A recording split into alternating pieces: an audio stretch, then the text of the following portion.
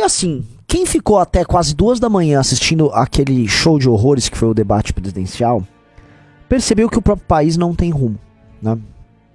Veja só, dentre 210 milhões de habitantes, aqueles 6 idiotas foi tudo que o Brasil conseguiu colocar de melhor pra comandá-lo.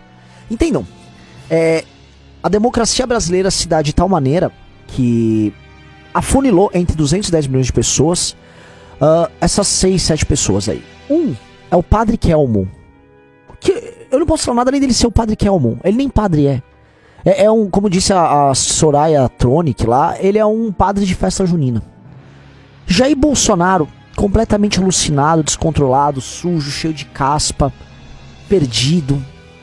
Lula, completamente perdido. Simone Tebet, um personagem fingido, a feminista que não é feminista, a agricultora feminista. Luiz Felipe Dávila, a caricatura do liberal brasileiro, a caricatura do cara de classe média alta brasileira. Quem mais? O Ciro Gomes, o melhorzinho ali, foi o melhorzinho no debate. Mas também falando daquele jeito todo empolado, complicado, tomando lacrada do Lula. Eu nem me lembro se teve outros. Se houve outros candidatos, já não me lembro mais. Mas foi muito ruim.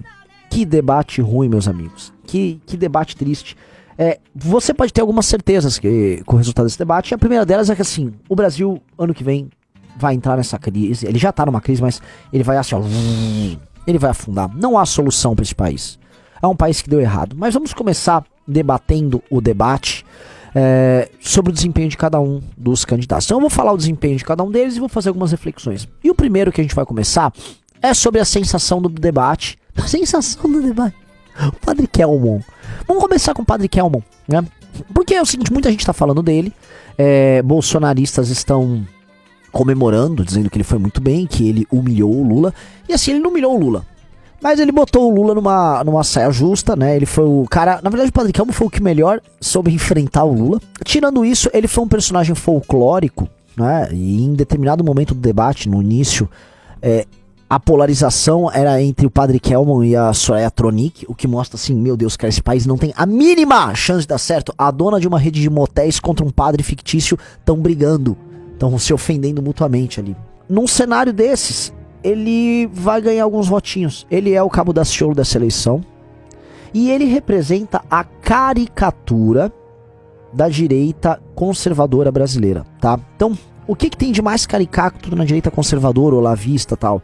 São esses elementos religiosos de mentira, meramente estéticos. O cara não tem nenhuma espiritualidade. Ele é só, tipo, ele tem que usar aquela cruz engraçada, aquela, nem sei se é um gorro, um capuz esquisito. Ele se veste de um jeito esquisitíssimo, diz que é da igreja ortodoxa, mas ele não foi ordenado em lugar nenhum. É um palhaço, Padre Kelmon. Então esse cara tá ali, né, com essas referências meramente estéticas, né, fingindo lá que é um cristão e tal, mas na prática ele foi colocado lá para defender o Bolsonaro. Tanto que ele ficou, no começo do debate, trocando pastinhas com o Bolsonaro, trocando o que falar com o Bolsonaro, velho. O Bolsonaro é tão humilhado que precisou botar esse cara para cumprir esse papel para ele. Então ele é a grande caricatura do movimento conservador brasileiro. Claramente pessoas normais, comuns, cristãos, não conseguem encontrar relação com o que ele fala, porque isso nem relação tem com o mundo real. É uma coisa novamente feita por uma determinada militância. E ele, enfim, vai ficar aí como meme, né? Essa que foi a grande participação dele. E também a grande participação dele foi ter colocado o Lula numa saia justa. É isso, né? O Padre Kelmon, estrela do debate. É isso. E aí eu vou partir do Padre Kelmon.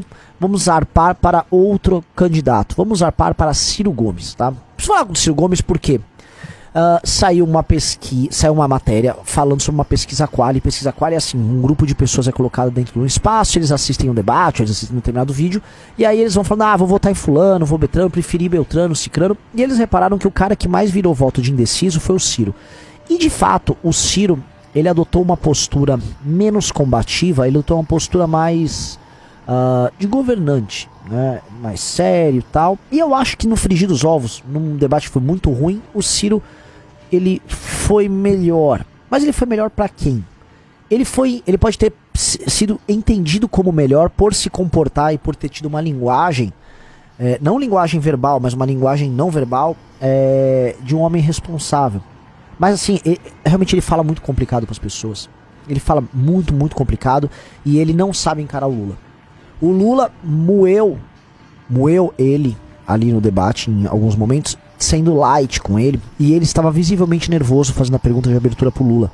E o Lula falou, você tá nervoso, Ciro? Porque ele tava gaguejando, o Ciro tava bem nervoso.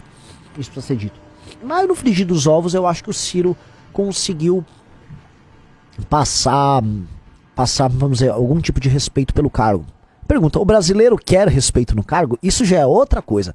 Fosse o Brasil um país sério, esses critérios eles estariam ajudando muito o Ciro. E na verdade não só o Ciro como a Simone Tebet se comportaram de verdade como presidenciais, ou seja, eles tiveram uma postura mais clássica no debate. Isso vai virar o jogo pro Ciro? Não vai. Não vai. Não vai.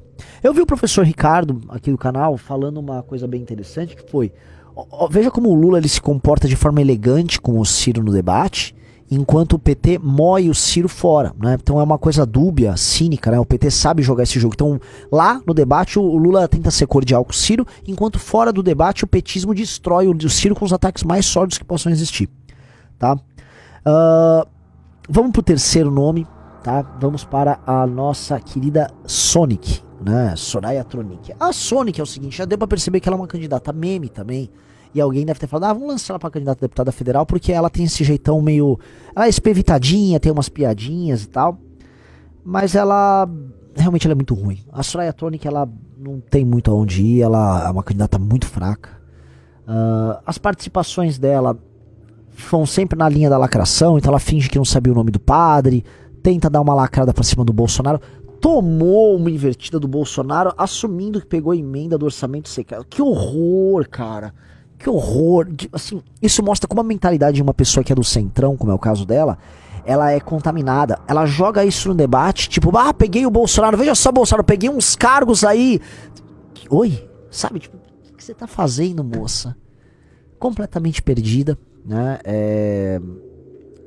Participação no debate dela, ela serviu de escada pro Bolsonaro lacrar e serviu de escada pro Padre Kelmon lacrar. E eu acho que isso diz muito sobre o desempenho dessa mulher aí, né? Eu acho que ela vai fazer mais pontos que Felipe Dávila nas eleições, até porque ela apareceu mais do que ele. Mas... mais mulheres na política, né? Soraya Tronic. É isso aí. Falando em mulheres, vamos pra próxima. Simone Tebet. Tá, vamos pra Simone Tebet e o que eu digo sobre a nossa querida Tebet. Tebet é uma máquina de platitudes feita por uma agência de publicidade. A candidatura dela foi construída com o objetivo de renovar a imagem do MDB, mostrando que ela é uma mulher moderna, ligada ao feminismo, mas que também vê o agro e não sei o que, blá blá blá. Ela bate menos no Lula do que bate no Bolsonaro, isso precisa ser dita. Então existe um certo padrão. Enquanto a Sonic, ela bate no Lula também, a Tebet ela foca mais em bater no Bolsonaro. E ela tenta ter uma postura propositiva, e esse é o lance que eu acho que é a parte mais triste no Brasil, que é assim... Ela tenta fingir, não, olha, Ciro, eu te respeito que você também é propositivo e eu sou propositiva. Isso. Mas não, assim, o Ciro é um cara inteligente. A Simone, ela é bem vazia. A Simone é bem vaziazinha. Né? E aí, só que naquele mundo de Bolsonaro, Lulas e Padre Kelmon, parece que ela é uma pessoa normal, né? Uma pessoa normal, com posições normais.